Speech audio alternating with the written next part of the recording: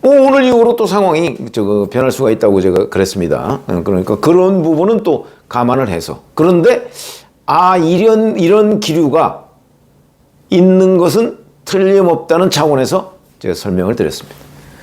고맙습니다.